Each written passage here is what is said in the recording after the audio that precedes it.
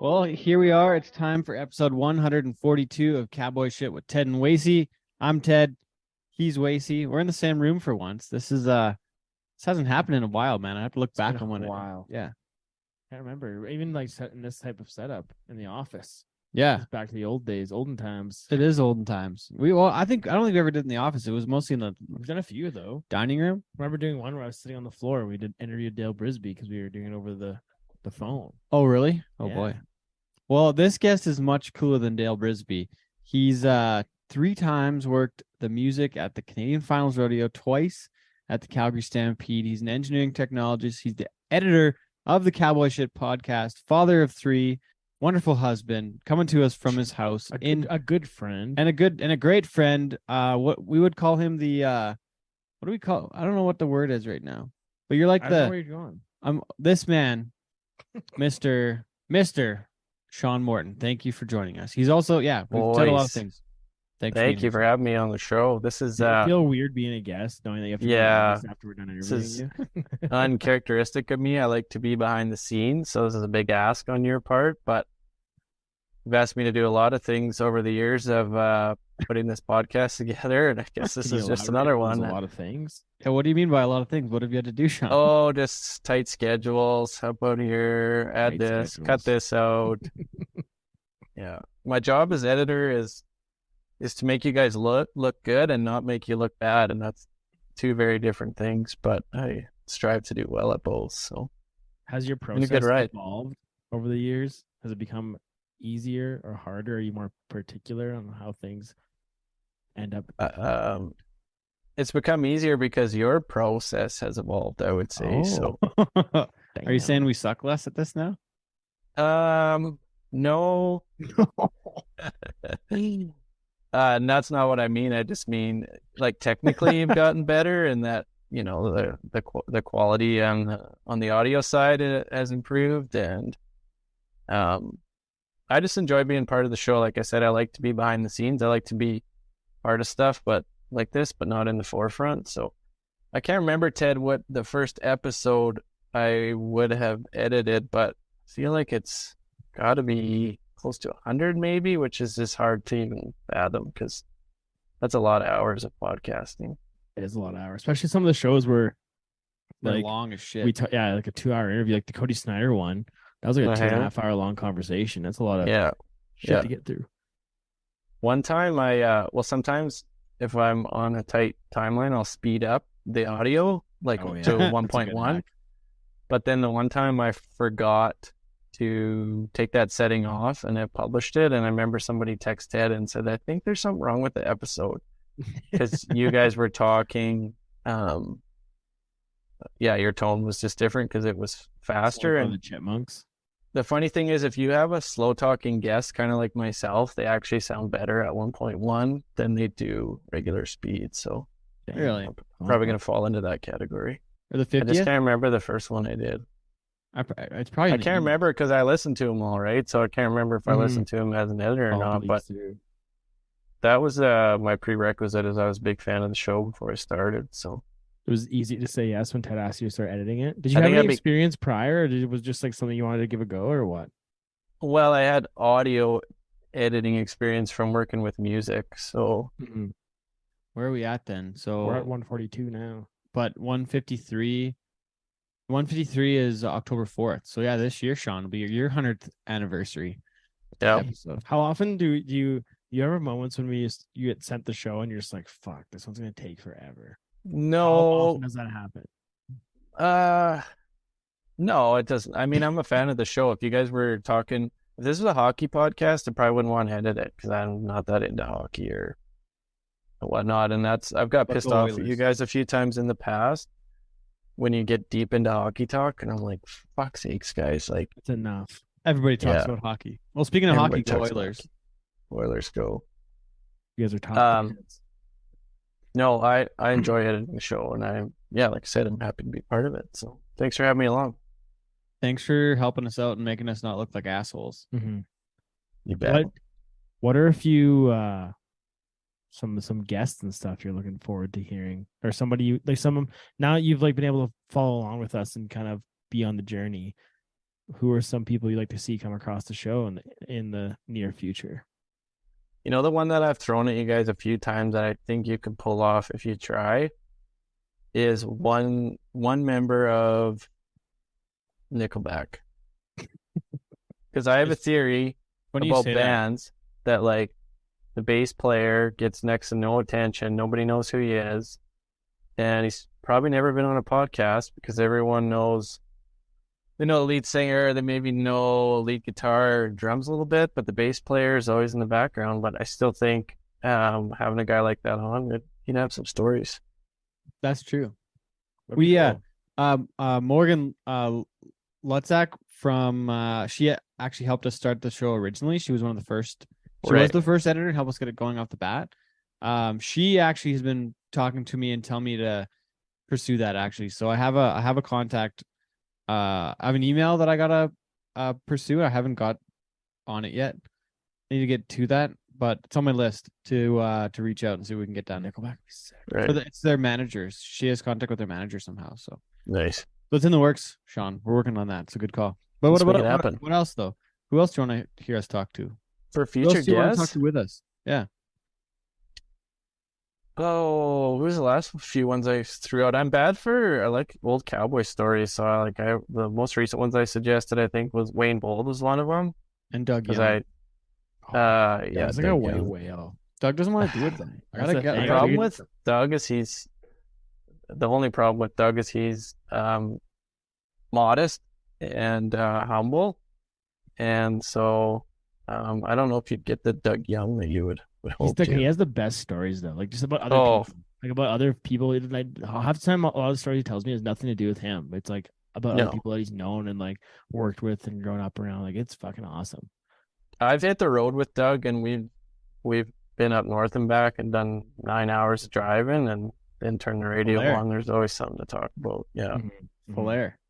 Doug texted me the other day, and it was awesome. He I probably can't say this on the show though. Doug is probably low key one of the funniest and probably one of the wittiest people that I know. He's like a whip man. It's crazy. Quietly. Like being able working in the announcer stand with him is so fun during the show because he'll like look back at you and like have these like silly little comments, and it's like the funniest shit ever. I want to hear him announce a rodeo as the Queen of England. I heard that he does some sweet I've heard some of his accents and have some video of them, and they're top drawer. I think one of my favorite Doug Young stories though is in Hillmond when he did the anthem. Yeah, let's have that one. I love hearing this story. Yeah, so Doug, I was like, Doug, do you want me to play it? Like, I got the anthem here. You want me to play it? And he's like, yeah, play it. And then he just like steps up and just sings the anthem, like just sings it. But then he forgot like one of the lines and just kept rolling and just, finish it off. And then as soon as he was done, he's like, all right, it's time for the bull ride. And then we just like played off. And like, I don't know if he knew that he messed it up. Like, I don't know if he knew that he missed it. Because he just like didn't skip a beat. Well, that's the thing though. If we ever screw up, like we had this is a fucking awesome story too. Okay, wait, but before you get into this though, we need to give some premise and give some context of who Doug is, because a lot of people who are listening probably have no fucking clue. Okay, yeah, true. Okay, so Doug Young's like legendary Canadian rodeo announcer, announced rodeos. He's from Payton, Saskatchewan. Announced rodeos for all his life. Competed, everything. Yeah, worked on the PFRA manager for a number of years. Yeah, he told me one time he turned down the Calgary Stampede League. He turned down Winston Bruce, I think, back like I don't know what year we're in, but Winston asked him to come do the Stampede in like probably the 70s or 80s or some crazy thing like that. Like I don't know, a long time ago. And Doug was like, "No, can't. I got to do this horse show or horse auction." Like he was part of this thing. And he's like, he was taking his kids to it. I think it was an annual thing he did with the kids. And And he's like, "No, can't do it. Sorry."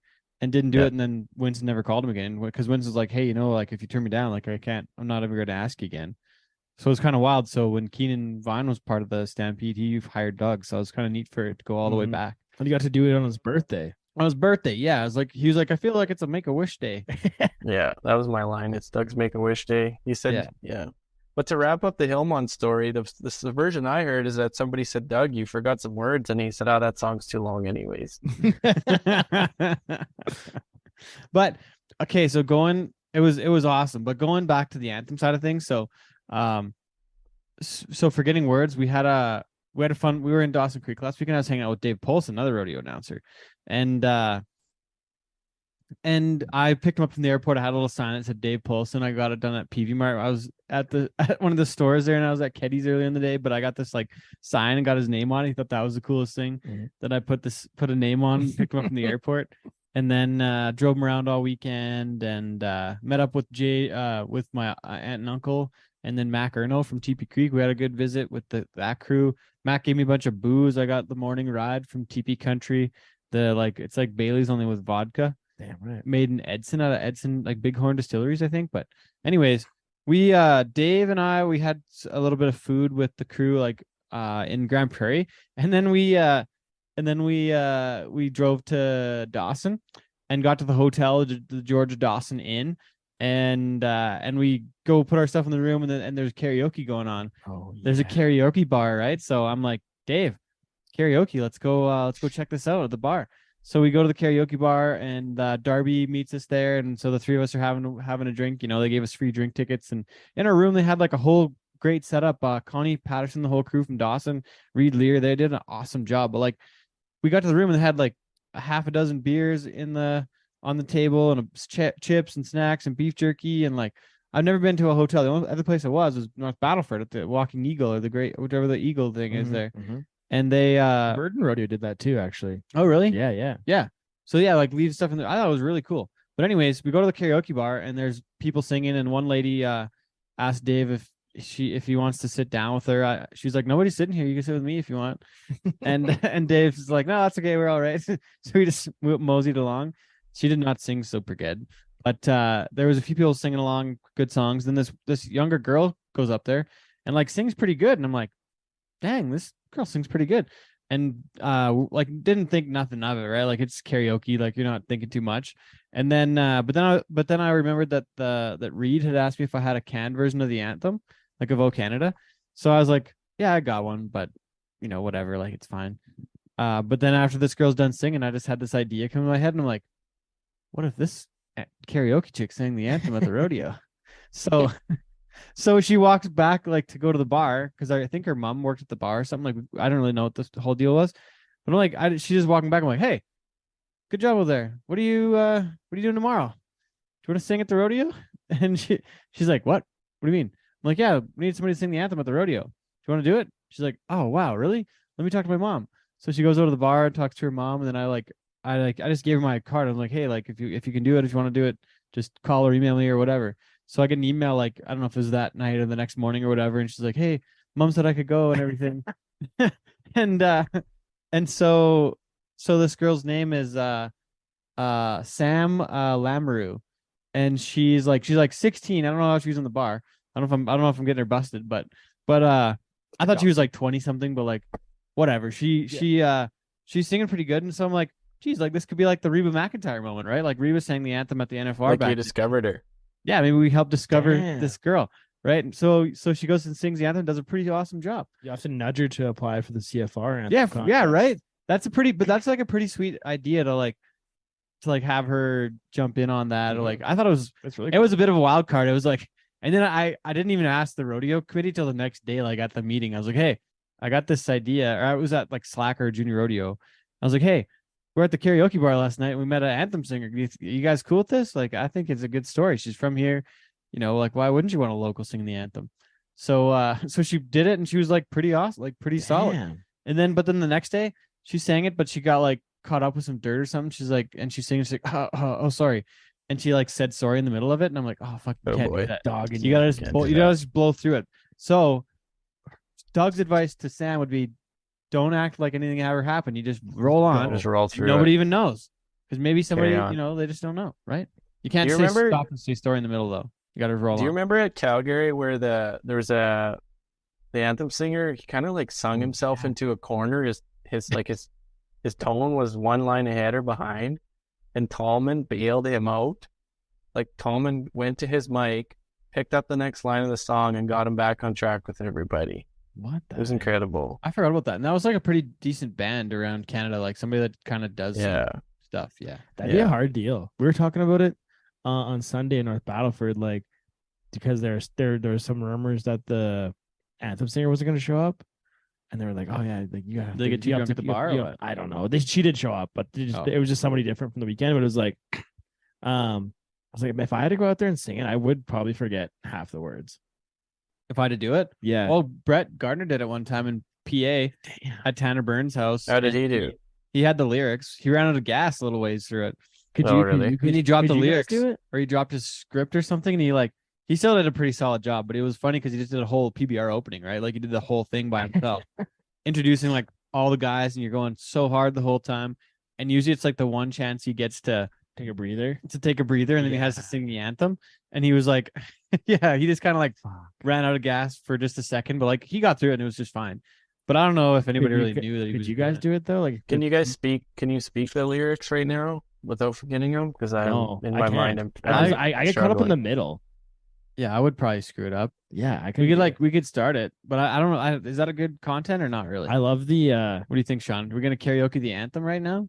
I'm not going to. You guys can.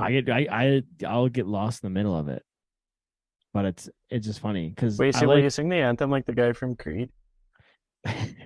Then you'd probably get it. I don't think I might be able to do it that way. But I love oh Canada, yeah, home and native land. But then I don't know what's next. Our home and native land. True patriot love, isn't it? Patriot love. But it's funny because I could do the American national anthem easy. To prove it.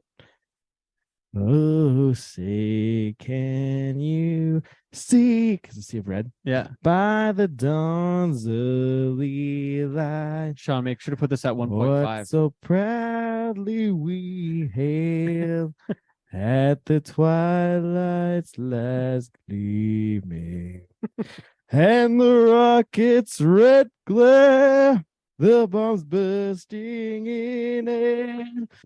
That's kind of bad though. Well done. Well done. Right? It's brutal. Yeah, because it's like oh Canada, but you can't do it either. So you're better. In school growing up, did you have to sing the anthem? Yeah, every morning. Oh, yeah. And the Lord's Prayer. Do you guys do that one too? No, we didn't go to that school. I didn't go either. Oh, okay. But sometimes you had to do it in like small town schools, like we did in a public school. Yeah, it's public school, small town really? Saskatchewan. Yeah. Oh boy, I never did that. Huh? Didn't go to that school. Interesting though. Mm-hmm. Huh? Well, okay. Now that we're through all that, for those who haven't picked up on it yet, we all work in the production side of rodeo, so we've seen a shit ton of stuff. Sean, let's go back to your story though. We're discussing a few things, but man, the one thing I forgot in your intro was like for sure you were the 2007 Wild Rose Rodeo Association Finals bullfighter, maybe 2006, somewhere in there. But we have it's impressive you remember that. 2006. 2006? One time? Yeah. How many times? One time, one and done. What was your favorite memory from the 2006 Wild Rose Finals, besides the buckle that you still wear today? Did you have to politic to get there? Like, or do you have another? Do you have a music buckle? Are you the only music guy that doesn't have a music buckle still? Yeah, if you could line me up with one, that'd be great. I do not have one. I don't got one. Does Wacey have one? I got a wild cow. Gator has 4 or 5. Gator's got like 5. Yeah, from the college finals, they got them buckles all the time. Yeah. I had to order my own, so I got one. My best memory from the Wild Rose Finals is it's bad how you remember all those bulls, right? And you remember their names and what they look like, and it's completely useless information at this point. But we were at breakfast on the weekend, and we're talking about like trash rodeo because Les recently passed away. We lost him, and talking about those old bulls, and all of a sudden I realized I can remember, what they looked like and what their names were and how they bucked, and that it's funny you pack that stuff around, but.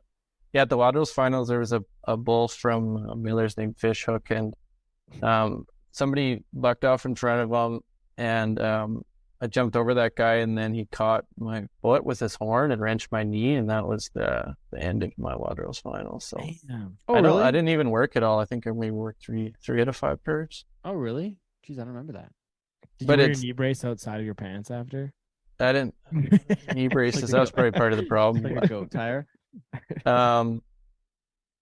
Yeah, at the time that was a big deal for me, and mostly because I didn't grow up around rodeo, I didn't grow up around bulls, so when I first got around rodeo stock, I was as afraid of bulls and horses as any average guy. So it took quite a bit of work to get to that point, to be competent, to be a bullfighter, and then to get selected for an amateur finals was a big deal to me. So why did you do it?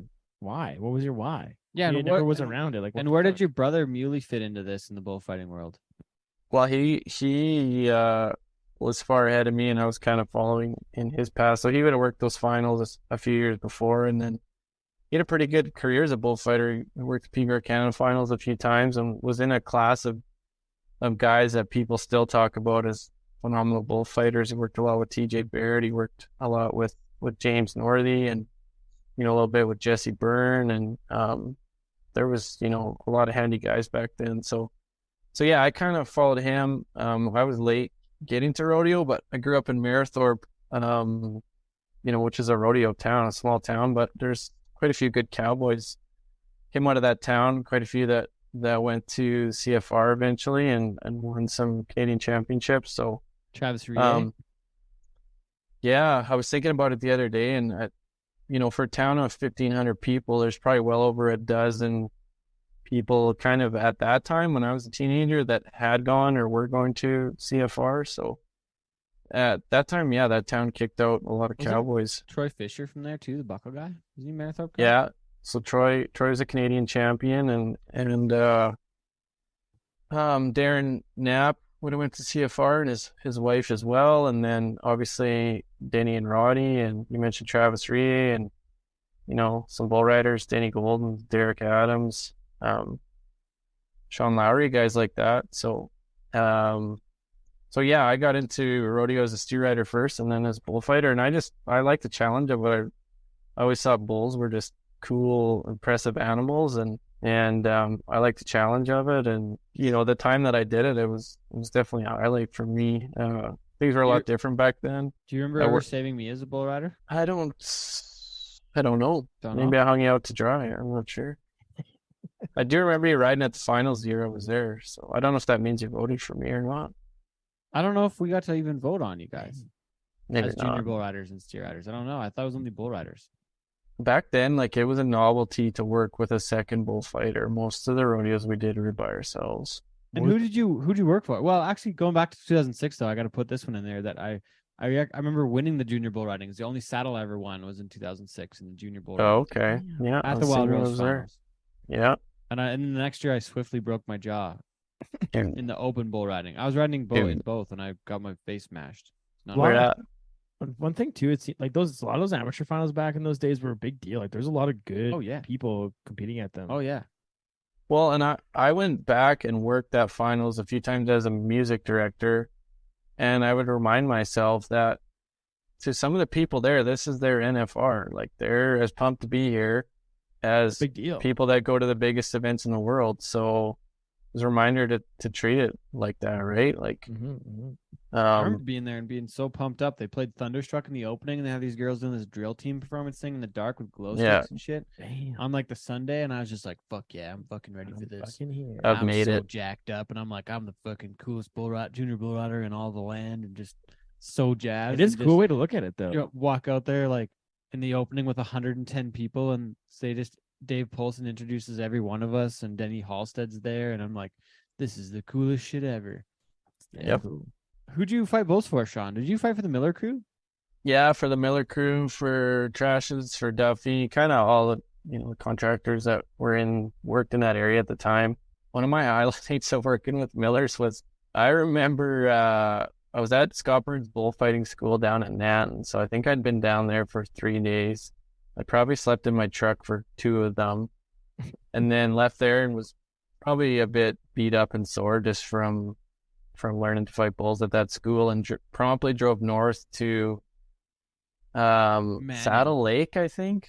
Boy. Was on a reservation up there for a rodeo for Millers, probably one of the first ones I did for them. And again, would have slept in my truck, and the next day, waking up there and hanging out, and Brett Gardner was there.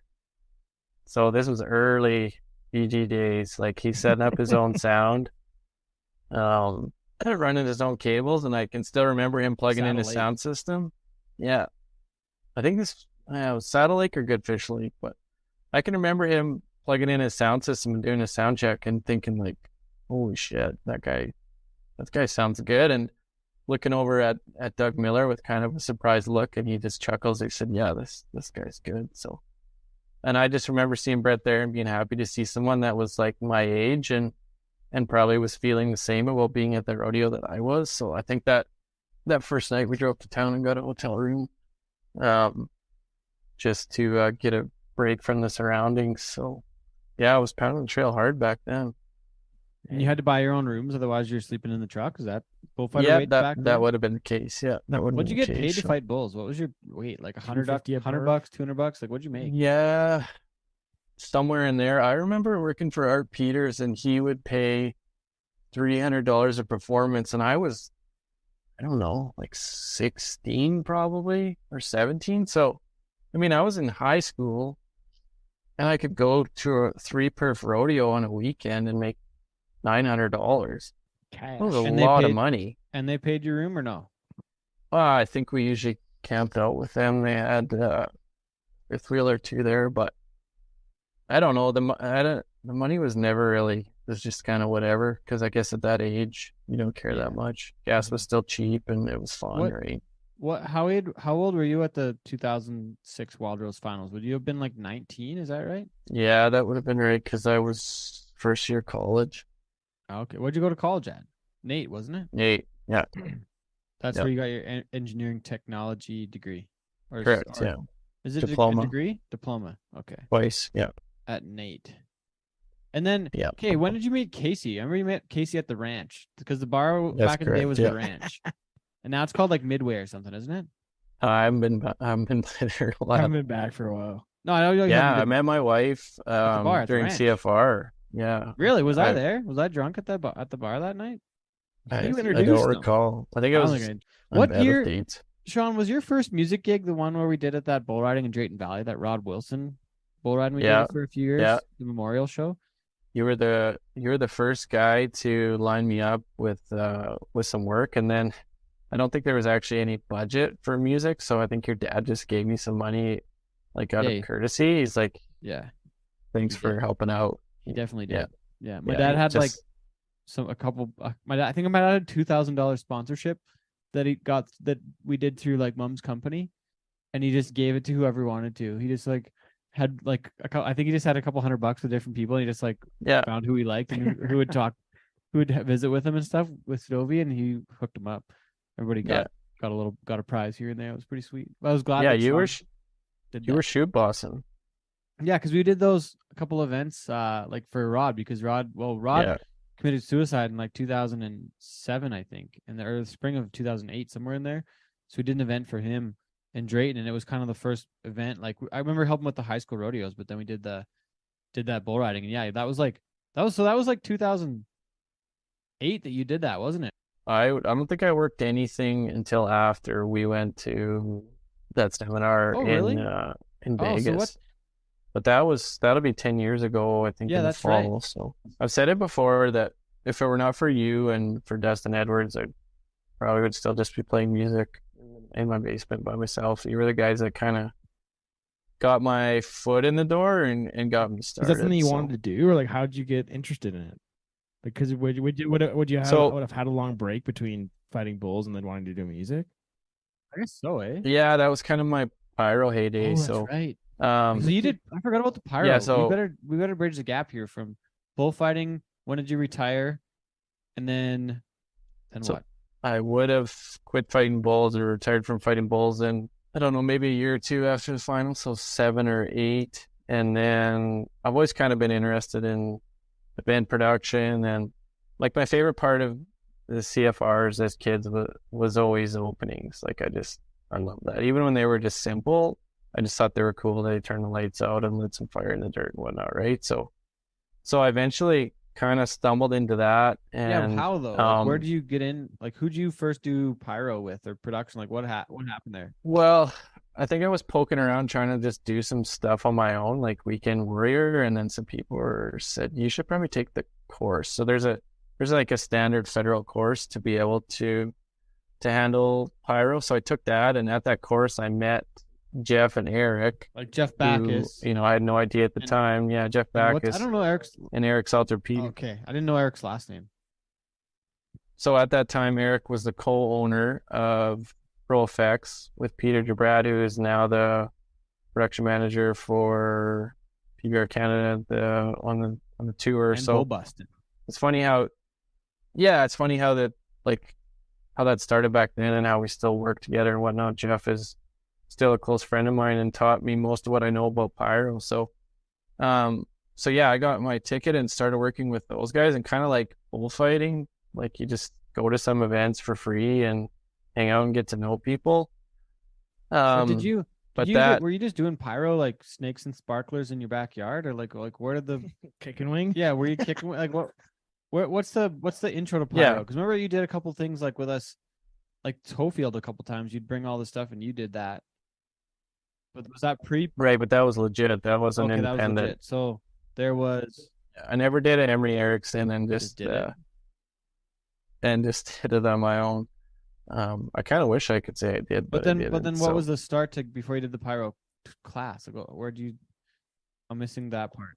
Oh, just poking around out of interest, trying to buy stuff that's like heavily regulated and you can't actually buy anywhere, and like finding videos on the internet and saying, where can I get some of that? So yeah, I wanted to put on pyro shows and build flame stuff and whatnot, and you just like sit around and think about openings you would do and stuff. So when I got my ticket, I mean, that worked out way better than I ever could have hoped for. Like, I was so happy to learn that the guys that I was starting to work with, the guys that did the Canadian Finals Rodeo and the guys that did the Calgary Stampede, and through them I've been to multiple Grey Cups. I've done concerts for Motley Crue and AC/DC, and went to the Olympics in Vancouver, and did openings at the Canadian Finals Rodeo in Edmonton for years, and didn't really realize that I kind of had a front seat to how that production works, and was working alongside literally the best people we have in Canada for rodeo production. When you talk about Peter Jabrad and Jeff Backus and Nikki and Mike that worked with Aquila at the time, and then just the announcers that were through there over the years. So yeah, I learned a lot from those people and from that experience. And then when it came time to look towards music, I was able to leverage that experience, and it's been a big help. I guess me and Shaun's last hurrahs before the music days was at Garth Brooks in 2012. Shaun was there for for pyro with Pro Effects, right? Shaun, is that correct? Yep. Shaun did pyro with Stampede for a lot of years, and you'd come and stay at the house for like 10 or 14 days at a time. I was spending a lot of time in the rodeo tent, drinking a lot of beers at the hangar. Yeah, I was hanging out there, and then I spent most of my nights at the ranchman. This was back in my single days. This is 2010, 11, 12, 13, 14, like essentially, right? I was prospecting, and we once slept in the parking lot of the bar in Ted's car. I didn't even make it inside. Ted did. Came back. We slept in the parking lot. He wakes up in the morning, opens the door, says, "Hey, somebody peeped outside my car." Yeah, Ted, that was you. And then I had to drive to Edmonton that day and shoot pyro at a football game, and drive back to Calgary. I think that night or the next morning to get back on that cruise. Gosh, so, damn, that was a decade ago. No, I was 11 years ago. So I was what, 22 years old. You bounce back pretty good at that age. Yeah, more bounce back. Yeah. But working on that crew at Stampede was when the light bulb came on to try music. Really? What flipped the light bulb on? Yeah. What was it's probably hearing Benji play the same fucking song for 10 days in a row. at the same time, the same place of the same show, like a broken record. I'd put it a bit different than that, but so yeah, I was working down there loading pyro and fireworks all day, and the best. I was pretty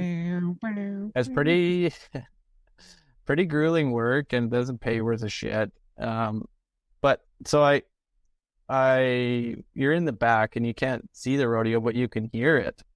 And somewhere, like, after doing that for years, I don't know why it clicked, but I kind of started to pay better attention of how the music was part of the event, and how you kind of knew what was happening, maybe referencing what Ted's saying. You kind of knew what was happening by what you could hear. And then I was like, I should try that. Like, that's kind of cool how that all fits. And then, so Ted, I think you tell this story different. Maybe I'm bringing some controversy to the show, but as I remember it, I went back to your place on the final night. After the final night, we had a beer at your kitchen table at 4620, and I told you I think I'm gonna try do rodeo music. And the next day I would have been driving home that morning, and I as I remember it, you called me and you said, I think that's a good idea. I'm gonna do that too. Let's do it together. And we kind of said, yeah, let's go. Really? I don't remember this, but I like it. That's a great story. I feel bad now, but I don't really recall this moment. There's been a lot of. I think what I'm doing is taking credit for launching your music career. So. I feel like it's maybe. You'd never thanked me for that, but it's maybe. No, that sounds about right. Because I don't recall why I started like it either. Because. Well, I just explained to you why you started because I gave you the idea. That's a good idea. That's a really good idea, Sean. I think I'm going to steal your idea and do it too. Fuck you, Sean. I'm doing it too. But then it was you that found out that there was a production seminar, they called it, at the PBR World Finals that fall, and you said we should go. I had no idea it was happening. It wasn't something that was really well advertised. It was kind of like word of mouth, and that was really when I officially kind of got started and said I'm going to do this. So I owe that to you. Well, thank you. I owe my music world to you then too, Sean. That's fun. That's really neat. I honestly don't kind of. So the stampede fog hanging over top of your head. That's probably exactly it. I had a 10-day hangover going on. Sean was like, we should play music. I was like, hell yeah, we should. Hell yeah, brother. Yeah, hell yeah, brother. Let's do that. That sounds damn good. Because I remember in that little timeline, the year before that, like 2012, Chuck Lopman was at the PBR Canada Finals in Saskatoon, and he gave me a cord to plug in my camera to record the bull riding, the finals in Saskatoon, because I was doing stuff for Jason and doing those events. So I remember meeting Chuck, and I think I met Richard the next spring. And then that fall after, like before we went to the World Finals, I think Mark Stevenson was at the PBR Canada Finals. Yeah, that was kind of things. Yeah, because I remember you saying that you would like you hit the ground running because you were already kind of part of that team, right? Yeah, that's true. Yeah, like I remember you mentioning that you had already played music at PBR Canada Finals, which was pretty badass, and that was before we even went to that seminar. Oh, really? So. Did you let me play some tunes there that time? Really? Yeah, I believe so. I remember right. But yeah, those guys got us going. And then because that next spring, because like that was the transition of the PBR when everything went from like everyone put on all their own events except for the Built Ford Tough series at the time. Mm-hmm. And then those guys said at that time, and I don't know whose idea it was or if that was maybe the part of it wasn't the Endeavor changeover yet, but it was somewhere in there where the PBR was taking over production of all the major events and putting on different tours, and like they were making sure the product was similar across all events. And those guys told us, like Mark and Richard told us, they're like, PBR is going to be producing events. We need more people that know what they're doing and are going to do it our way and make these events sound the same. So you guys need to come to this thing in Vegas and we'll teach you. And then Casey Duggan called me in like 2 months later and was like, hey, can you do Winnipeg at the MTS Center in Winnipeg, like where the Jets play? And I was like, definitely, like count me in, but like I have no fucking idea what I'm doing. So I think I bought a rented a mixer that winter because I went and did the BRC finals too. Well, like I said, you were kind of part of that team already, so you hit the ground running. And I remember calling announcers and being like, I just want to come to some events and do music. Like I had a blank slate that winter. I downloaded Sports Sound and I had no idea how to run it and it was empty. And I think you had given me like a collection of songs, which, would have been same group of songs that everybody has all the generic stuff that we use. Well, because those guys gave us the music, like Mark and Richard gave us that library to start with. Right. So then, just phoning guys and trying to get to go anywhere and like not having any luck. And then luckily, you lined me up with that bull riding we mentioned. And then I met Dustin Edwards through Pyro and he brought me on for the rodeo that he was involved in Big Valley. Oh, yeah.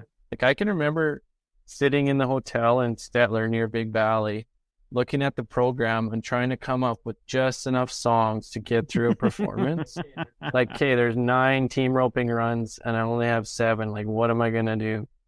Like, just scraping the bottom of the barrel, trying to figure out what music to use. So yeah, it was humble beginnings, but I've just right from day one, I've always enjoyed it. Like, there's been plenty of bumps in the road and times where it's been stressful and difficult, and probably sometimes I thought I should quit or wanted to quit, but I never started it with the intention of saying, well, I'm going to do music so I can work this big rodeo or this big bull riding. I just like doing it. Yeah. Speaking of stressful times, that reminded me of that BRC finals. And like, there are so many fucking things with music and audio that can go wrong and have gone wrong. And I think all 3 of us right now have figured out a lot of shit by failing forward and fucking things up and learning and figuring it out as we've gone. Because I have no training in audio. Like, I don't fucking know anything. I didn't go to school. I don't know. Yeah, none of us did, right? We're just we're just trying to figure it out by trial and error and a lot of errors and a lot of trials. But like the one time in Cold Lake is one of my first few, and I was at the same way. Like, I had like 30 songs I could play for 30 bull rides and then 10 in the short go, and just hope that we had enough, right? And no rewrite songs. Pray for no rewrites. Just hope it worked out. But I had something screwed up with my computer where I was using a external hard drive. I just had no buttons working, and I was just calling Richard and those guys. I was like, "Guy, my computer is fucked. I don't know what's going on. It's all wrong." You guys have to have some of those. I think every big lesson I learned came the hard way. Like, every mistake you could make, every issue. I just, again, it's like you said, we both knew rodeo and bull riding and knew next to nothing about audio. I remember renting speakers to go to a rodeo in Saskatchewan. Which one? And Kindersley. So I signed up, bid this rodeo. Yeah, I'll come out there. I'll hang speakers in the ceiling. Never done that before. Barely have ever plugged a speaker in. And these speakers had like a dual input. So they take a 1/4 inch or an XLR, and I didn't recognize them. I remember phoning Dustin Edwards saying, I think they gave me speakers and the cable doesn't work for them, like, which was not at all true. They just looked different to me. I had no idea what I was doing. Man, there's been 101 things since then. There's nothing like when you're first learning and there's like something different, like a different way you hook things up or like a different connection or something. It like completely mind fucks you because it like becomes a routine, like setting shit up, right? And then as soon as that routine is messed, well, so if you're a loop. The only saving grace is that it hurts so bad when shit goes wrong that it's just branded in your brain forever, and you're like, I'll never do this again. Because I can think of multiple events where I would have liked for the ground to open up and just swallow me, and I could have disappeared, and that was it. Like, kind of like, I don't want to do this anymore. This is no fun. And it was always something to do with the audio side rather than music, right? Oh, really? Nothing worse than working at an event and you're not having fun. That's true. Like, you're just consumed by like the thing that's going wrong or like trying to figure out an issue and troubleshoot. It's like, it's such a like disheartening thing, and this sucks all the fun out of it. What's your worst one though? Like the worst mistake or the worst feeling you had, or like what went wrong? I got one to start us off. At that same BRC finals, I played Macklemore Thrift Shop, and he says like, "Yeah, I got a big cock. This is fucking awesome," and like all in like 1.5 lines. And I remember looking over it like, because that was when we started the BRC, and we all got things going. And Russell Friend was looking at, and he looked at me right in the eyes, and his mouth dropped. He's like. And that's a different time. And my heart just dropped. I'm like, motherfucker, I can't believe I just played a swear song at a bull riding. And then I was just like, he called me. He's like, yeah, Ted, we got fined because from the venue because of the swear song. And I was like, oh no, I'm so sorry. Right. And he's like, nah, we're just fucking with it. Yeah. Like, nobody gives a shit now that I think about it more. But I try to pride myself in not having that happen, but it definitely fucking happens. But even back then, it's like so much.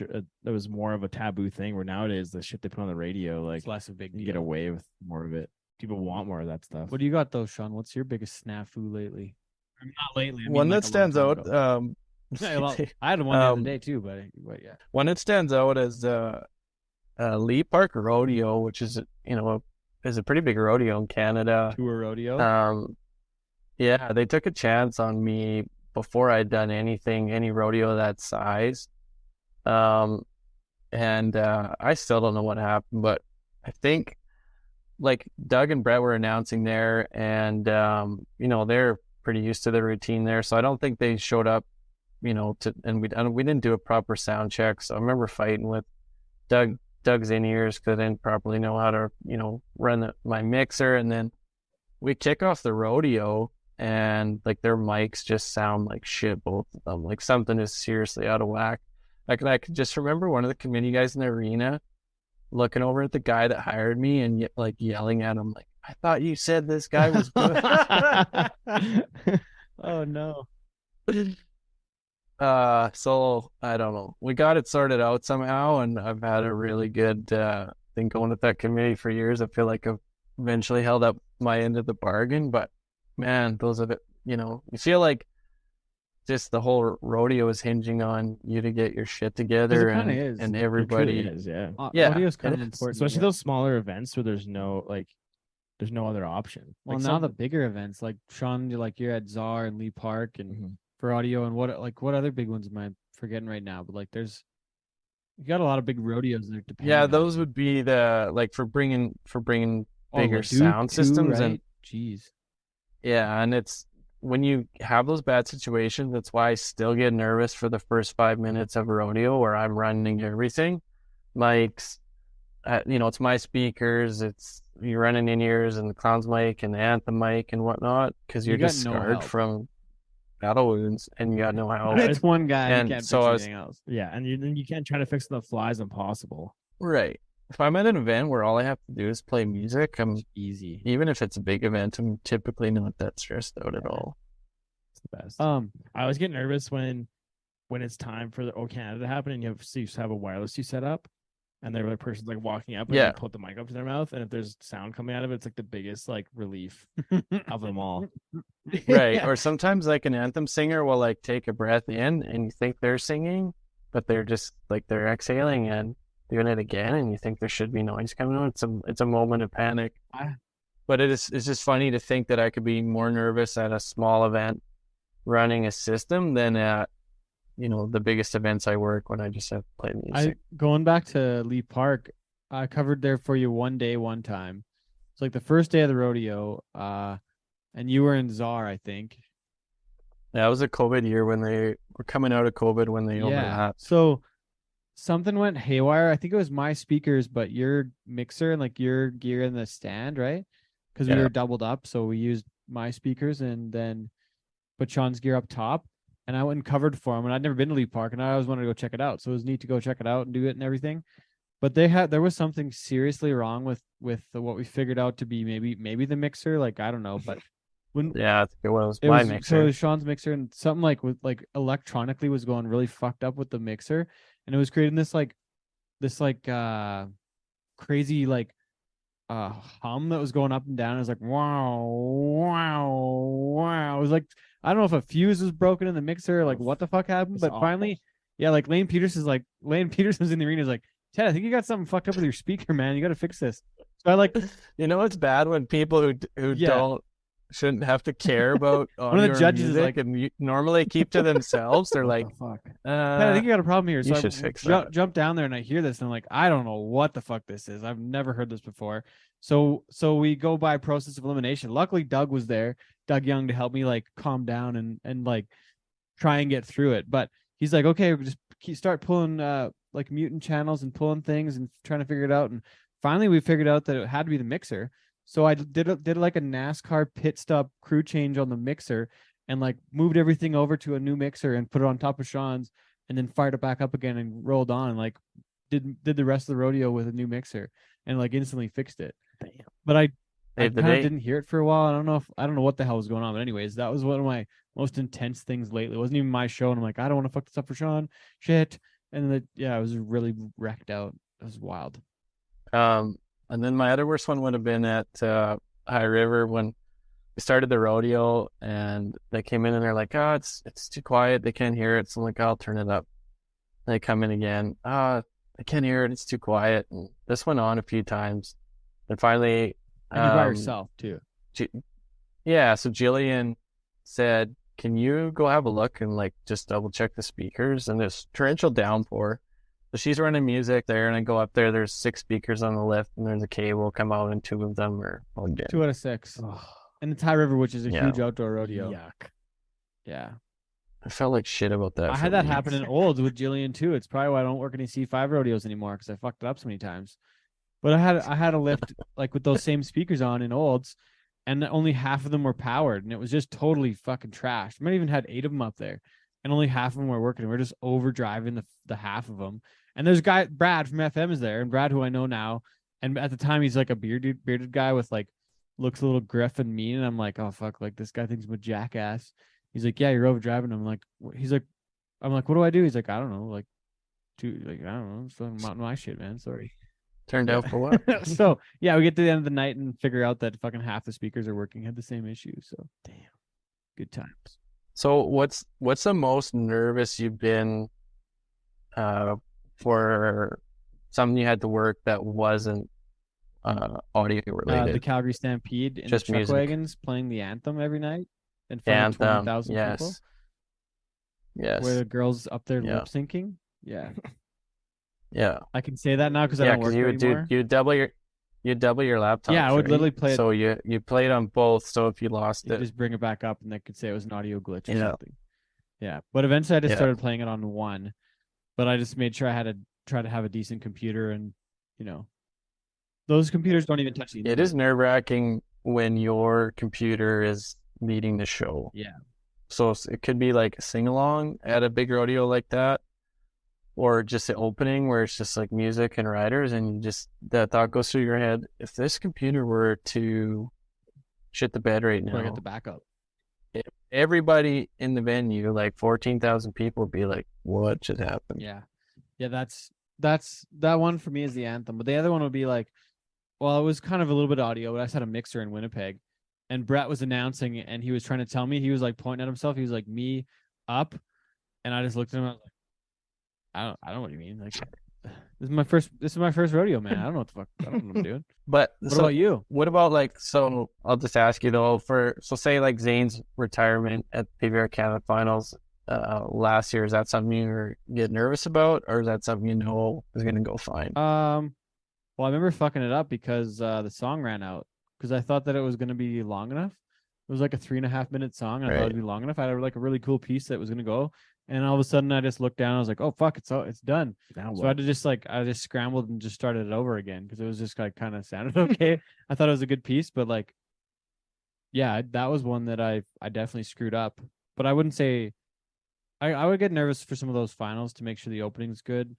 The audio side is pretty tricky now. Like with all those different wireless now, we've got 6 sets of in-ears and like 6 or 7 wireless handheld microphones. So making sure that there's no interference on all those channels, and when it'll change too, when the building gets full with all the different other stuff that gets turned on in there, like it'll change, and then the guy will have to fix it on the go. So those are pretty stressful, trying to run all that wireless and play the music for a lot of years, where now we have a tech on the shows, which has been a total game changer, because not having that tech was getting to be a little bit much, trying to run 17 different wireless pieces at the same time with the comms going through them.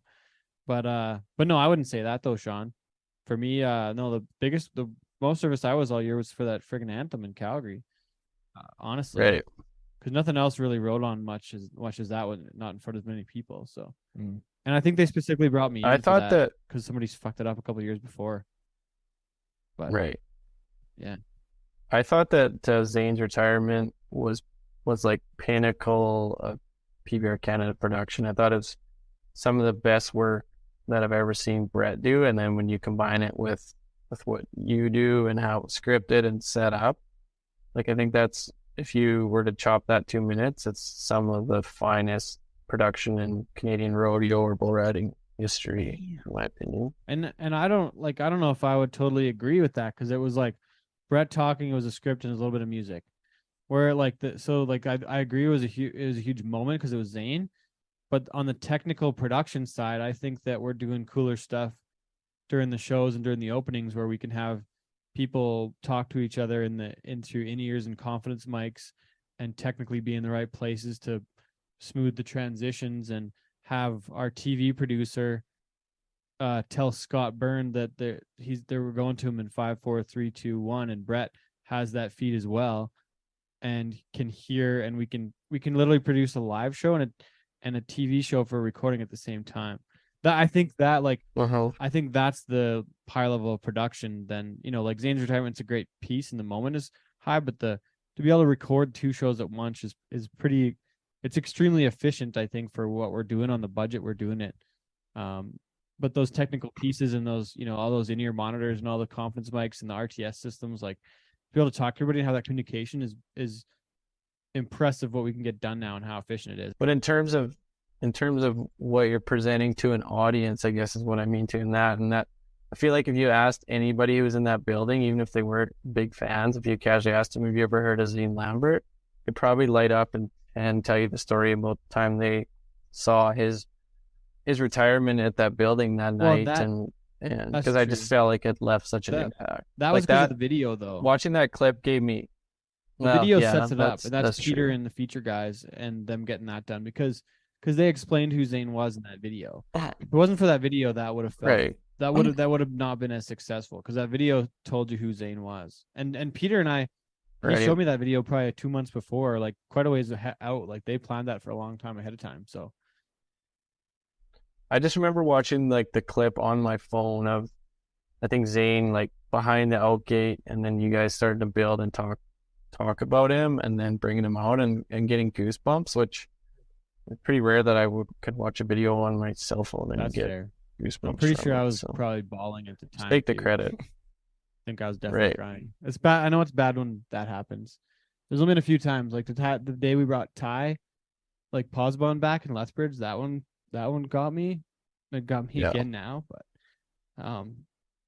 that Zane one was. I do agree now. Thinking back,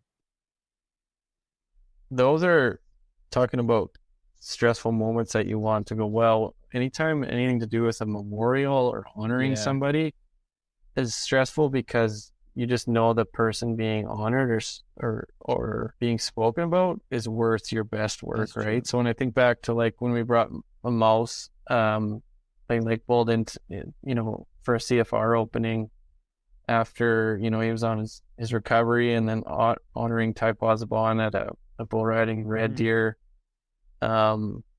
Those are pressure moments because, you put that much pressure on yourself because you just want to, do your best work based on the situation. Remember our friends too. Like remember the Ty one, I was uncontrollably crying and just like in such bad shape. And then Brett's next to me and he can still get through it, which is impressive on his side that he can do that. But like, I was just like, I almost had to take a break after because I was just so burnt from just bawling my ass off. Like it was bad. Right. And even like, I remember you would have been on music for Scott Byrne's retirement at the PBR Canada finals in Saskatoon because I was there doing pyro and some lights. And those are big moments that you're only going to get once, right? Yeah, I guess so. One of the things you talked about, we want to get to about is should we even take like a break and refill our drinks and come back here? Should we do that too? Probably not a bad idea either. Yeah, you're good to go. Okay, let's do that. Thanks everybody for tuning in. If you're still with us, thanks for being with us. We appreciate this. It's a bit of a rabbit hole this week, but for those that appreciate production and events, I think hope you like it, and we'll be back with the second half right after this.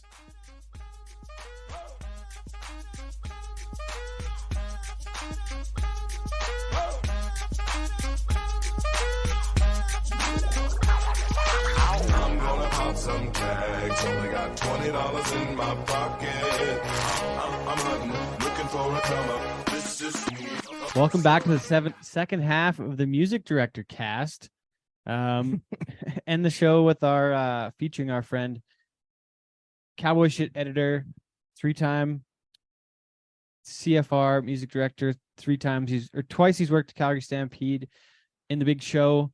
Edited almost 100 podcasts. We're figuring out here by the end of the year we'll be at a hundo. Damn. If he sticks with us, hopefully he does. I might have to for the long haul, boys. Yeah, but anyways, Shaun Morton, thanks for doing this with us. We've had a pretty good chat. We talked about some of the lowlights of the music business to begin. So we should probably get to some of the highlights. So Talk about some of the highlights in the music business for you so far. What you talk about being nervous too, and I gotta say, I gotta guess that one of the first times at Calgary is probably a nervous moment, probably first time at CFR too.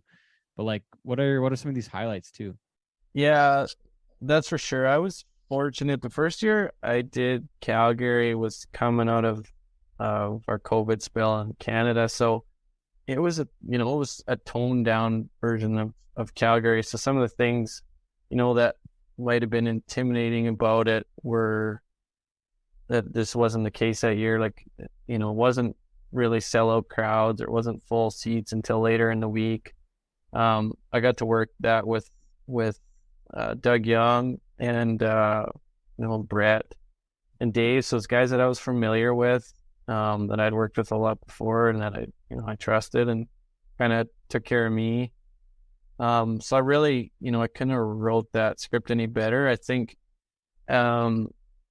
Ash Cooper too. Ash Cooper. Yeah, that's right. So I don't think I would have been ready to work that rodeo any sooner than that year, but because I had worked the Canadian Finals rodeo, it kind of pushed me. And the reason I got to sit in that seat that year was because of COVID, right? It was an all Canadian team.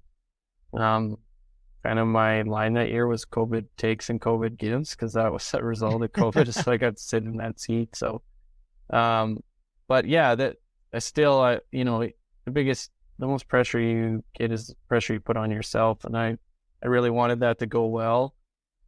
But it's a good group of people that make you feel supported. But man, you got to be ready. Like, once the wheels are in motion on that train, it's not slowing down for you. So I put a lot of work in to be prepared for that, and I was happy with the outcome, and a lot of good memories from that rodeo. I think my favorite memory was when you got the crowd going with Kanye West on the Sunday. Wacey and I were in the seats, and I think we were clapping along because it was friggin' awesome.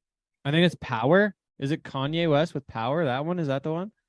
Yeah, it'd be an instrumental. Yeah, it was kick-ass. I was a big fan. I was like, ooh, I want to use this one. I like that. It's fun to get to listen to other people though, like, because it's not often that we're around each other, because we're often at different shows. So it's kind of a treat to hear what the other guys take on it. And Doug was even saying Wacey had a bunch of kick-ass stuff this weekend, so I have to go sit in soon. Like when we were starting out, there was no Cowboy channel. There wasn't much rodeo on the internet, so like you could learn stuff. I could learn stuff from going to maybe CFR, Calgary Stampede, where there was somebody like Benji up here that kind of showed you like what they were doing in the States and the modern kind of take on music, using modern music, which hadn't taken as much of a hold up here. But for a few years we just kind of learned what worked, I guess, and tried new things and tried to get through different music. So some of the most rewarding times for me was just feeling like I was starting to make some progress and get some traction, and have a successful ERC finals, or just a random rodeo I worked or something that I felt went well. Because if there was, like I said, the first year or two, I just felt like I sucked, but luckily stuck with it. And in terms of like starting out as a music director and then starting to make some traction, like nobody goes far in this industry alone. You need some people that trust you, that will put you into situations to challenge you, which allows you to improve and to step up to bigger events. And I look at what you and Jason have done. You guys have been working together for years, along with Blaine and the rest of the crew. You guys have been coast to coast, Peter, and built that tour up, and then to be working in Rogers Place and bringing bull riding to that venue. That's an awesome partnership that's mutually beneficial. And I've had people the same way that have trusted me, like Keenan Bind, put me into situations that were out of my comfort zone and stretch my capabilities, but he trusted me, and I worked hard to deliver, and that's paid dividends for me. And I wouldn't have got into those situations without having somebody in my corner. So you do starting out and then starting to build your career, you need somebody in your corner that will help you along, because it's not going to happen on your own. You're not going to go far as a lone wolf. Do you remember any of the rides or the runs or even like a perf? Like there's always those times, like there's times when a guy has, like, you have like a shitty perf, you're not feeling your best, but there's times when you're just rolling and like you can't do no wrong. Yeah. It's just flowing. There was a perf at Lee Park in 2019, so I looked this up. In the bareback riding, so Richie Champion was 90.5, Clint Lay was 89, Kai Marshall 88, Connor Hamilton 88, Caleb Bennett 87.5, Dan Birch 87.5, and it goes on. And I think 4 or 5 of those rides happened literally within 4 minutes of that rodeo starting. Like it was bang, bang, bang. Like you just, the guys would just get a score out and they'd buck the next horse, and it was flowing. And I remember that perf, like that was, I felt like I was right there with those guys. And that would have been with Doug and Brett. And we have moments where it goes just as you hoped it will, and you wouldn't change anything about it. That's super rewarding. So that was a big day. I actually have that recorded. I remember I was talking to a rodeo, they were kicking tires, and they were talking to me, and they said, well, they didn't know me. So like, well, can we hear like one of your rodeos? So I said, well, record something and send it to you.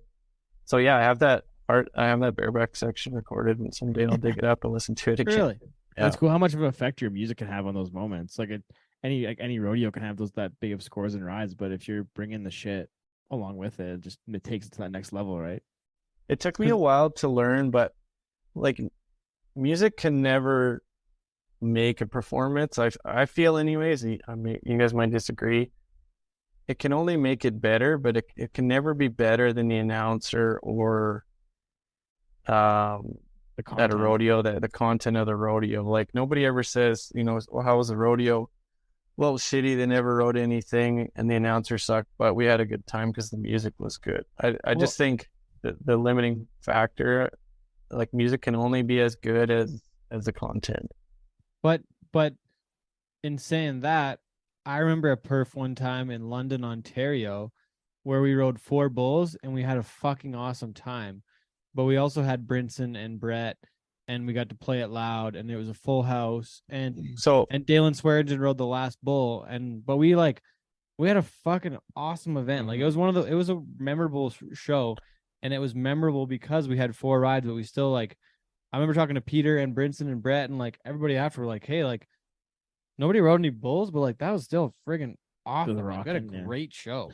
The crowd engagement too has a good you go to like a bull busting crowd, like you can get them rocking, like they can fall off every fucking bull, and it's like a rowdy time. So in saying that, I purposely said rodeo because what you guys have created with PBR Canada, when you talk about what you do, Ted, what Brett and Dave bring, what Brinson brings, with video, with feature, and then just your production, you guys can successfully entertain a crowd regardless of what happens with the bull riding. But that, I think, is one of the only scenarios where that plays out in Canada. And it's, it's a success on your part because, like, let's face it, you can't always count on a lot of bull rides with the level of bulls we have up here, right? So for you guys to entertain people regardless of who stays on what is a big win, but I don't think you can replicate that in a rodeo. It's tough in the rodeo performance when you have like 12 break ride ropers and one of them catches, or like 12 steer wrestlers and there's no run lower than 10 or 17 seconds. Like it's hard to be like, it's like, oh, here they go, and then they missed. It's like you can't really get any momentum doing that. So on my point about like music enhancing rodeo, you can have great content in the arena, and great rides are great rides with or without music, but good music in an opening, during a rodeo, after a great ride or run, it enhances it and it makes it seem better. It makes it seem more fun or more energetic, or you can build on moments, and that's, I think, where music really comes into play. And that's why feel like we're really fortunate with the announcers we have in Canada to get to work these events, because I'll say it again, like without a good announcer, you can only do so much. There are some good announcers in Canada. Some really good ones. Some really good ones. Some of the best around. So I think a lot of underrated guys up here that don't get some of the action. We're super fortunate. Yeah. Where else do we want to go with this? One thing to mention would be the committees. Like, a lot of committees take a risk and like spend a lot of money to bring sound and good quality audio, and we had to work with some really cool people. Like even last I was just in Battleford this weekend, and like they're a committee that actually gives a shit. Like they want to put on a good show and entertain people, and they give a shit on like how the production goes. And I think that often gets overlooked, and even on the competitor side is like how much work the committees put into putting on a good quality performance and bring the right people in to make shit happen. Yeah, it's a most selfless job in rodeo, right? They're all volunteers. They work for days before we get there and days after, and a lot of them are lucky if they get so much as a thanks. So we're just really fortunate there's people that do that, willing to do it. They see the value in hosting a community event and giving cowboys somewhere to compete and earn a living. And they keep doing it. Well, and one thing you wanted to get to, Shaun, was how do people get involved? Like, how do people get doing? Like, we're in a position where we need more people doing what we're doing, and it seems like that's kind of a next hurdle for us to jump over. Yeah, there's a lot of room up here. Like, I remember when I started thinking about doing music, and I phoned Brett Carter and said, I'm thinking about doing this. What do you think? And he said, there's lots of room, give it a try. And that's still true. It seems like there's more events than ever. There's more events that probably used to just do whatever for their music, or they would ask their announcer to do it, that they want somebody who's focused and committed to that, and they want their announcers to focus on announcing and not having to run a laptop at the same time. So I would invite anybody who's thinking about doing this or is interested in it to reach out to one of us. There's so much room for more people to get involved, and it doesn't have to be something that you do as a hobby to break even. Like, this is part of how I earn my living. It's been more of a blessing than I could have ever hoped for. So that's another reason what I would encourage people to give it a try, and it's something that can work for men or women, boys or girls, right? Like, two of the most prominent music directors in the States, one in the PBR and one in Pro Rodeo, are both women. So Taylor Bells and Jill Franz, and yeah, trying to teach them the way. So yeah, if you got any interest in music though, like Shaun says, give us a call, because we will probably put you to work. If you like to work, if you like to work and you like rodeo and you like to maybe do some music, we'll probably put you to work. And it really isn't that much work when you do have to be willing to pack some speakers around and hook them up and run them, and hopefully our stories didn't scare you off. But we have learned a lot of those lessons to hopefully make it so it's not so bad for you. Yeah. But I know there's people out there that love rodeo and bull riding like we do and want to be involved. Don't know how. And they don't even realize this is an option. But, you get a front row seat to these events. You know what you're going to make before you get there, so you don't have to worry about missing in the breakaway rope or falling off your bull and not getting a check. As long as you send the invoice before you go. Right. Less guessing. You get to work with some cool committees. Shout out to Gator. Gators had probably some of the most trials and tribulations in the sound game that I've ever heard. Yeah. But we love them still. Yeah, we miss them. Love you, Gator. Come back from China. What's some of the craziest shit you've seen happen during performance over the years? Like, as working on the production side or standing in an announcer booth, what's... I was working the bull riding in Edmonton that had a streaker. That's a standout. Oh yeah, that was awesome. That was the night that I met Storm. The day that I met Storm in Swift Current. It was so in love. Yeah, and then that was all the rage because you and Kobe were up there. And yeah, that guy threw his wiener out and went. Didn't Kobe have a picture of him running around with his little horn sticking out? He did. Yeah. That's funny. And he didn't look a lot like Aaron Roy, but he looked enough like Aaron Roy that we could joke that it was Aaron Roy celebrating winning the event. I thought it was like it looked like Burke Ramsey for a while too. Oh, for sure it says, yeah. What did you have crazy go on, Wace? Well, still to this day, I think we've told the story on here before, but when we were in there was the Gator one in Etonia, Strathmore. when the bull Etonia. got in the crowd. Oh no, that was that It's Etonia. Yeah, the Etonia bull. Oh yeah, that was a wild one. That's right. You and I were on the road together. That was my first weekend like on the road doing sound with you because we did like Etonia, Lashburn, yeah, and another and spot, Elnora, yeah. And there was some Wednesday. We did the golf tournament. That's right. Anyways, we did some fun shit. Yeah, I don't know. But that fucking that bull get in the crowd was some of the craziest shit I ever heard. But stuff like that. I don't know any other crazy ones right now. I'm not sure what. Did you guys do you ever witness any of the Ricky Ticky malfunctions? I've only place I've worked with Ricky Ticky is Grand Prairie, and I don't recall anything too wild. One of the other things you had in here was favorite moments. Like, what about one of the?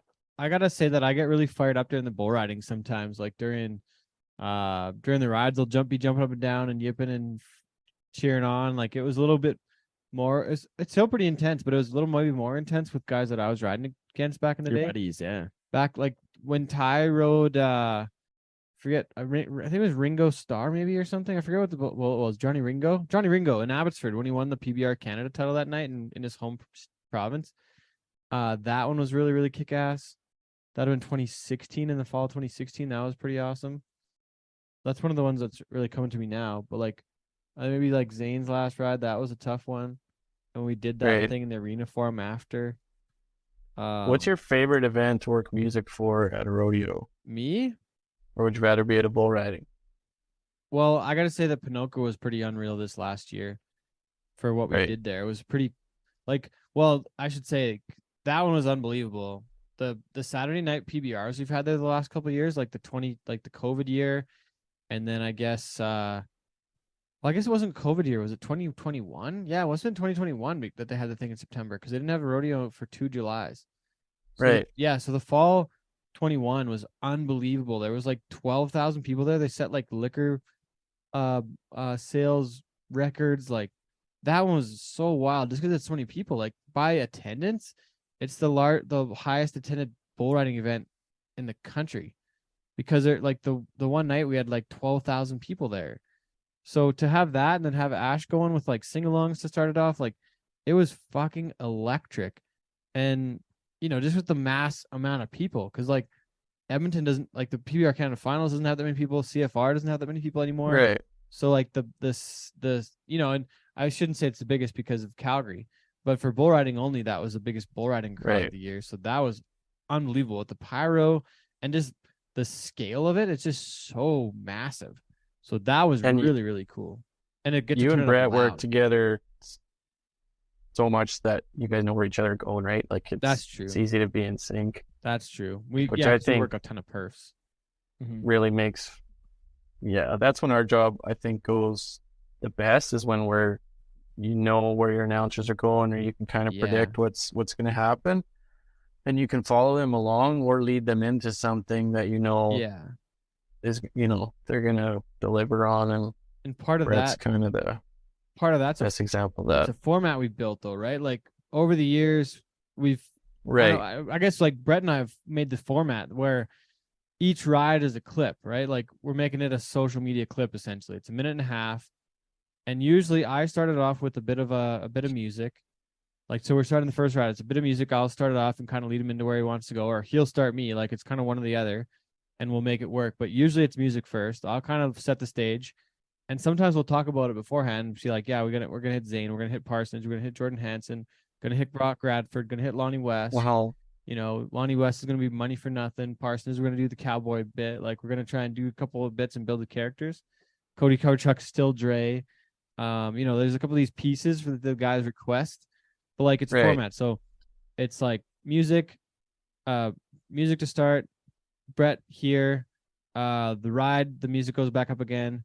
Brett's in on it the whole time, and then we can either go like build a dramatic piece at the front, we can build a crowd pump piece with Brinson on the front, and then Dave kind of works the replay at the end, and then Brett will kind of come back in and sell the song, sell the ride and the score, and then it comes back down, and then there's a music transition to the next one, right? It's like that kind of flow of the ride.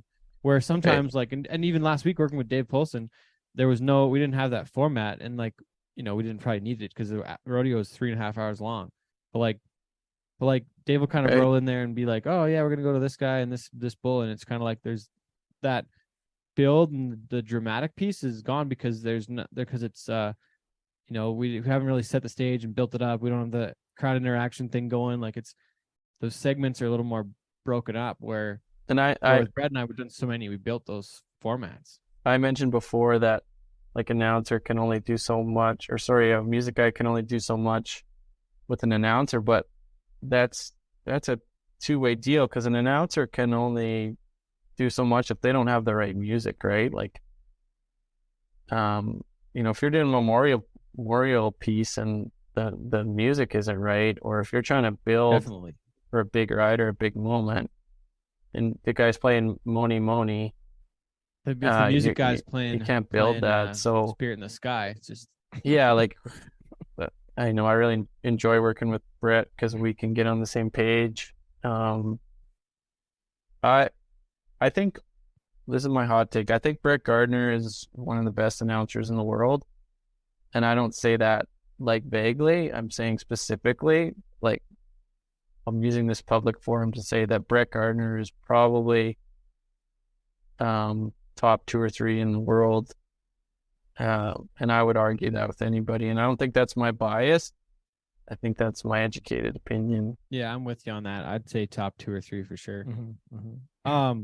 I think you could drop him in to the NFR, the PBR World Finals, or anything in between, and he would fit right in and find ways to go there with those events and bring them to the highest level. So I'm with you. We're just fortunate that that we get to work with them up here as much as we do. I'm just fortunate that his mom is my aunt's cousin, and we're not really family, but we grew up on the same road. We used to play bull riding on his trampoline. Who was the bull? Oh, shit. He was the bull. Who was the bull? Him and his brother Kenton. Yeah, we live on the same road. And I remember like wearing out the collars on their shirts because I was playing bull rider on the trampoline with them when we were kids. God dang. Yeah. What about you, Shaun? What's some of your favorite place spots? What are yours? I also got to throw in Armstrong. Armstrong was fucking unreal last year. So kick ass. I love a good section of bareback riding anywhere. Like when it's snappy, when they're bucking horses fast, and guys are riding well. And I mean, the way things have progressed with the sport, that maybe only happens as much at Calgary Stampede or Canadian Finals Rodeo or some of the bigger rodeos, but man, like to kick off a Calgary Stampede, the sun is shining, and the seats are full, people are pumped up, and they start bucking bareback horses. It's fast, it's snappy, it's predictable. They're coming, the announcers are rolling, and it's the start of the rodeo. That's probably the most rewarding thing I can do in that position. I much prefer that to barrel racing at the start. I love barrel racing at the start. I don't care. I like working barrel racing. Man, any rodeo that I work, the barrel racing is such an uplifting energy thing. Yeah, but everywhere. I wish it was at the end before the bull riding. Man, you gotta set the fucking tone. You build it high with the bareback. I disagree. Then you come back and you get back going again before the bull riding. That's what I think. It has been tough to get used to barrel racing at the start of these events, but I think it's stick around. So it's true, especially at the smaller events when we don't have the quality of like bareback riders or the quality at the top half of it. If you can you can smoke them with some good barrel racing runs and get the energy going at the beginning, like maybe at the CFR and other venue, like other place where you're gonna have a quality content across the board. But that's at a TP Creek or like a North Battleford or these smaller rodeos where you don't have the quality you may have in the rough stock end at some of the bigger rodeos. If you have a solid barrel race where you get like Doug or whoever gets the crowd going, it can make a huge difference on the show. Did you mean events all along? Like you're asking what my favorite like rodeo event was, like not like event. No, I was interested to hear what you had to say either way, but yeah, I think on the barrel racing thing, like that's gonna stick around, and one of the main reasons is it takes the ground deal and the drag during the middle of the rodeo out of it. Like I think that's Keenan finds kind of something that he's implemented that's been picked up and people are starting to run with. So yeah, I think you're going to see that stick around. I'm here for it. You're probably right. I got to get used to it. I like it sometimes. I like it sometimes. I think people would assume that like bull riding is the most fun to work, but it can be the most challenging because it's so unpredictable. Like somebody pulling their rope on a bull, they might nod in 10 seconds, they might nod in 4 minutes. Or And 10. you have to be ready for each of those situations, right? So And reset. that's why I think I can do, enjoy doing good work in the barrel racing or bareback riding because the timing is pretty consistent, right? Makes sense. Mm-hmm. It's true. It's very What true. else do you want to work, Shaun? What other events do you want to get to or do, or do like do you want to switch some shows at some point, or like what do you want to do? Yeah, it's a good question. There was a time where I thought it'd be really cool to go down to the States. And just now with my family and with what I have going on here, that's not really an ambition of mine. I'm pretty content to just go to this, similar events each year. There's comfort in going back to events you've worked before, the setup, the people. So, I mean, this journey as a music director has exceeded my expectations in every way. I never got into it to work at Canadian Finals Rodeo or Calgary Stampede or some of these other great events I get to go to. So there's not really something that I'm striving for that I haven't got to do yet, and I'm just happy to just keep being involved in the industry and keep working the events I do. And once in a while something new pops up or a new challenge. But yeah, I'm content to just keep doing what I'm doing.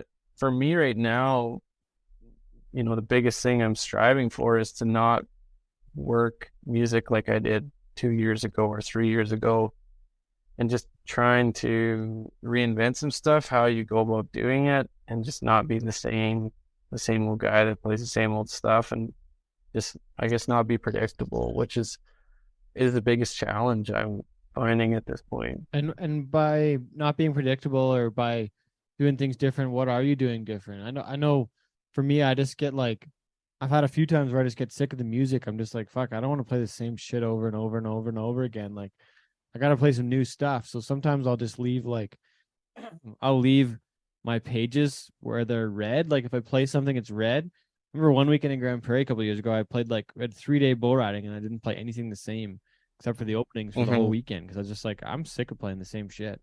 What are you doing? How are you making it fresh? That's a big challenge.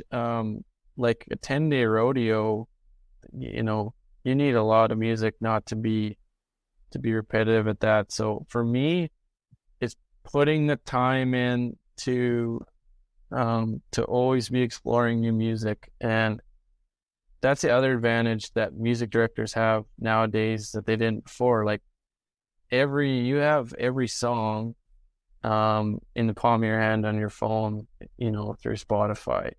And not only do you have every song, but you can find a song you like and you can ask that app to show you similar artists and similar songs, and then you go explore them. So if I find one song from a band that I like, or a song that I like, I need to listen to every song that band's put out. And then I need to start looking at what are similar bands or artists to them, and it's kind of like this roots on a tree. Like it just keeps growing, right? So some days or weeks you might get through a few hundred songs and not find one thing you can use, and sometimes you might find a band and there's like 8 songs right there you can use, and it's exciting, right? But you're going fishing and some it days gets harder and harder the more you explore it. Yeah. But when you do find something that you haven't heard that is going to be good, it's exciting, and you're just excited to use it, put it to work. So yeah, that's where I'm at with that. I like that. That's a great answer, Shaun. I think it's kind of cool too that, technically you and I could be like some of the biggest competitors, like you and me and Wacey, like we're all competing against each other for these big jobs, but at the same time we're all on the same team. Like we're all friends, and we're happy that the next guy will get the gig. And so yeah, I think that speaks to our friendship, and it also speaks to the amount of good work that's available in Canada. That true. You're not fighting over table scraps. There's a lot of good events to work in Canada. Exactly. We got a lot of good You're thinking shows, a about lot of good joining people. us, come aboard. So going to back to the podcast, though, kind of the big thing one of the big things we wanted to go is like some of your favorite shows, some of your favorite definitions. I know like for Wacey and I always go back to Larry the Cable Guy, just being able to get him on the show and him actually acknowledging me enough to know who I was from Twitter and, like agreeing to do the show as a pretty major celebrity, in his lifetime. Core being a friend is pretty crazy. Colder Wall. That's a good nice unreal. feather in the cap for us having that, Yeah. especially with all the Rogan thing that keeps happening. Oh yeah. But even like Brett Kissel was really cool to have on the show. I really enjoyed having him on there. Brett far exceeded my expectations. He was great. When you got Larry, that was a big moment, and I know that was a big show because of people who don't know anything about the podcast, like if I bring it up, maybe somebody I work with or something, Everybody knows it. Well, they'll say, what's it, is it successful? Do people listen to it? I said, yeah, like the guys have had some good success. Got over 200,000 downloads. They've had, guys like Larry the Cable Guy and Corb Lund and Ron McLean. Ron McLean, yeah. So I kind of name drop some of those guys. Just yeah. But yeah, Larry was a big deal. What about? And then Sorry, go ahead. The guests that I've enjoyed the most is guys that I've been a big fan of. So like when you're talking to Zeke, Jake Vogel, those, big fan of his career, Jordan Hansen, guys like that. I've just really enjoyed those episodes. Yeah, it's fun talking to your friends. That's one like that's how I answer all the time. Like go back, like talking to Oren and Dakota and Jared and guys that I grew up with and been around lots. You have like stories that people never would hear aside from like knowing them from hanging around them growing up, right? Like it's fun to share those things on this type of platform for sure. And then the Gator episode. Oh yeah, that's a classic. If you could make a podcast of people that just got into harrowing situations and came out alive, then Gator would fit right into that, and that would be. He should have a show like that, just host it. Oh man, just interview people who are similar to him and his Gator's adventures. things. Gator's got some other shenanigans he's been in and out of that would make a good follow-up show. For those that don't know, today we're recording the show on Monday, or sorry, what day is it? Monday? Yeah, shit, it's already Monday. So Monday night we're doing this show. It's 10:49 p.m. Mountain Time, and Shaun's gonna edit the show and have it back to us by tomorrow night by this time, so we can upload it for first thing Wednesday.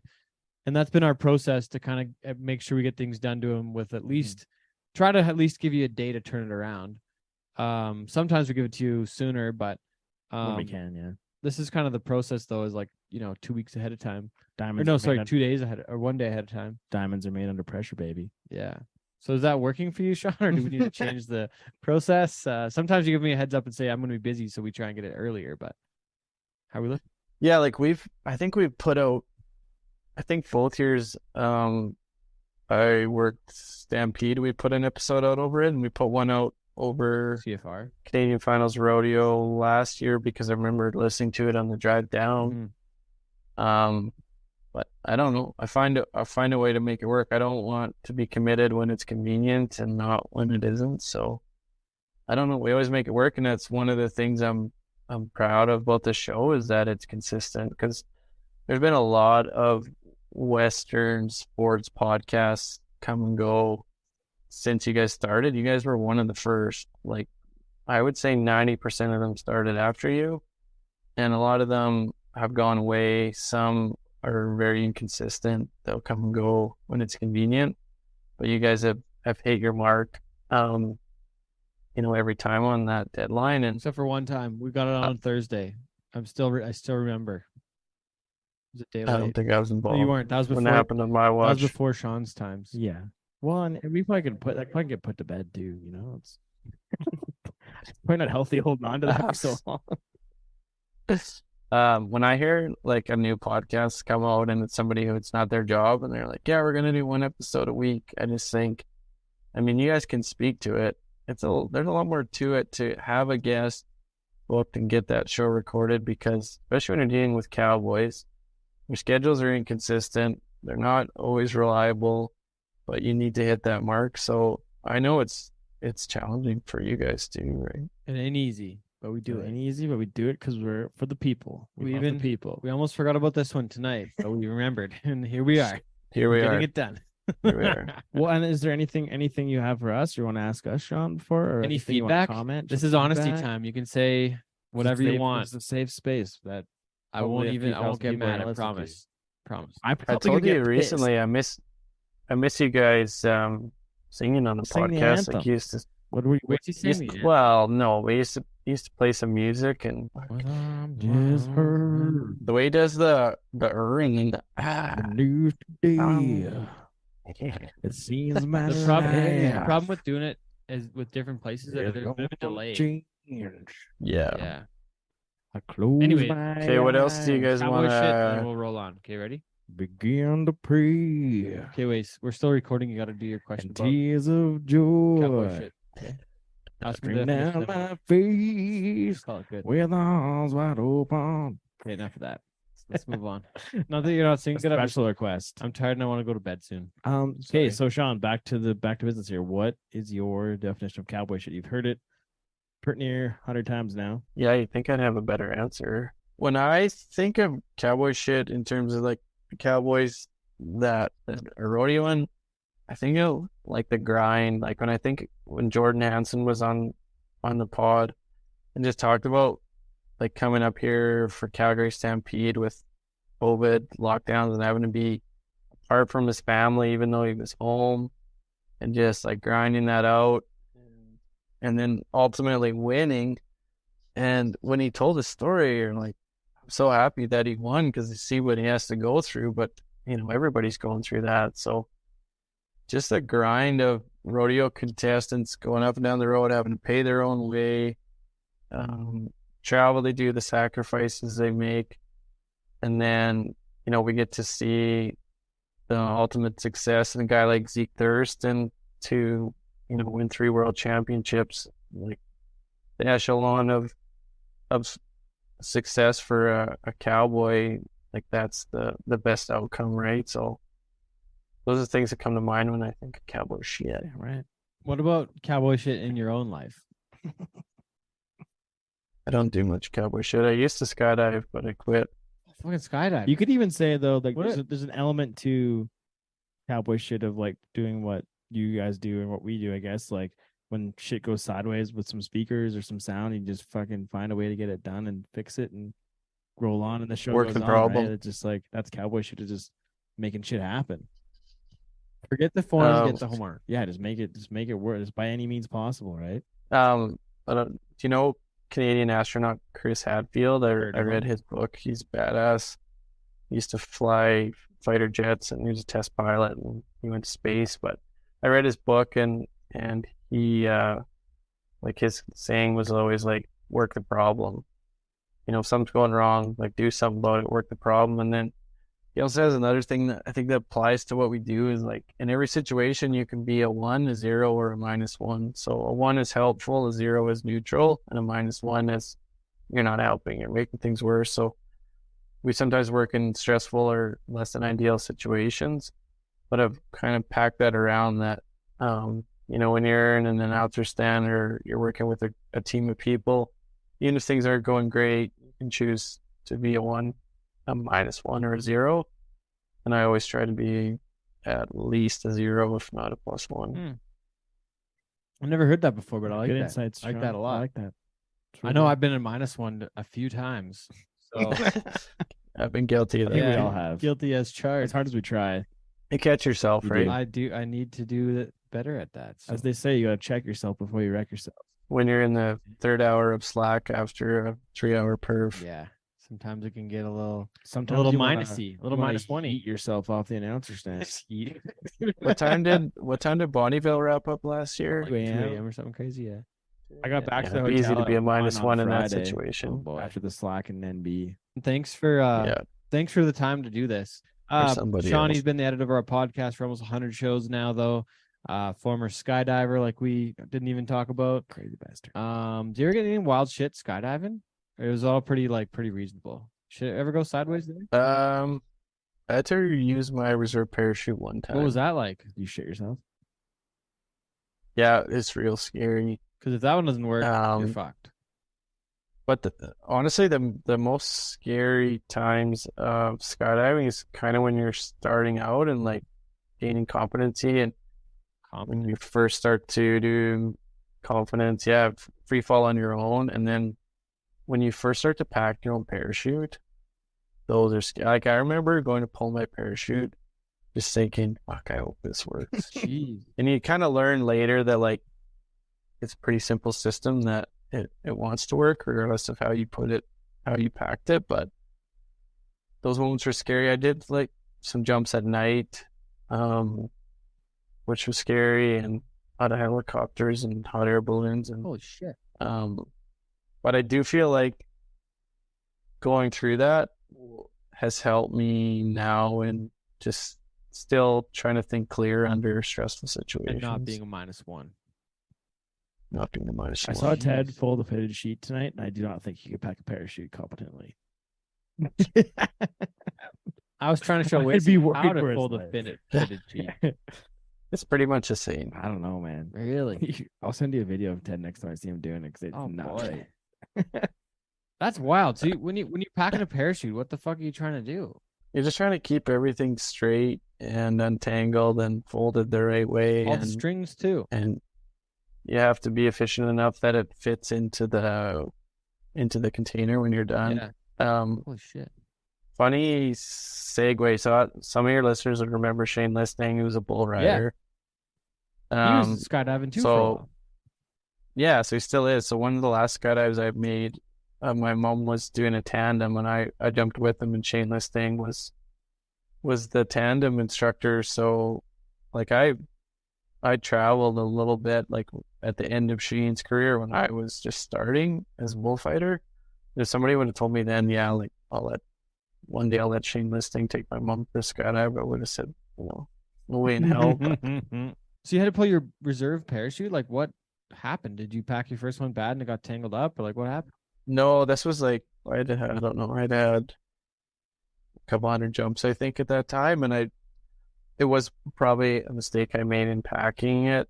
And there's lots of ways that a parachute can kind of malfunction, but if some of the cords that steer a canopy are a little bit tangled, then it doesn't fly straight. So I opened mine, and I just remember looking up at the lines above my head, and there was a couple that were crossed over, and then as soon as the canopy gained speed, it started to dive and spin, and I knew that I had to, we call it chop it. So yeah, there's one handle to release it, and there's a second handle to open your reserve, and I was able to do that and land fine. Holy shit. But yeah, there's a few moments of concern. So when you're in the like death spin, and then you got to bail on the one, like you're letting go of the one, and then you got to free fall again for a while, or like how long does it take for the other one to kick in? Oh, not very long, like 5 seconds. Maybe. But 5 seconds, it feels like 8 seconds or longer. But you're not very far above the ground at that point, so that part's unnerving too. Yeah, like what's your altitude then? 3,000 feet. Holy shit! What's the like worst case Ontario for footage? Maybe 1,500 feet. If I remember right, it's been a few years, but yeah, if you didn't pull your reserve by 1,500 feet, you're probably making the divot. Holy shit! It's kind of crazy with skydiving, like, because obviously bull riding, rodeo are a dangerous sport, but amount of people I know, I never lost friends to skydiving, but I know multiple people that have died in that sport, and it's never been new people. It's people that are highly experienced, and they're pushing themselves. Like I was down in Arizona skydiving, and you can jump out of a hot air balloon down there. So we did that, and on that jump, there was me, there was another couple, and then there was 2 guys that were both doctors, Dr. Dave and Dr. Doug. And they both since passed away. One in a skydiving accident, and one in a base jumping accident. Holy shit! So it's humbling in that sense. So yeah, once I got married and had kids, it just wasn't fun anymore. Wow. Didn't you go with my brother one time? Yes, that's a funny story. I'm glad you brought that up. Your brother's the only guy I ever know, and maybe one of the only people in history that skydived wearing cowboy boots.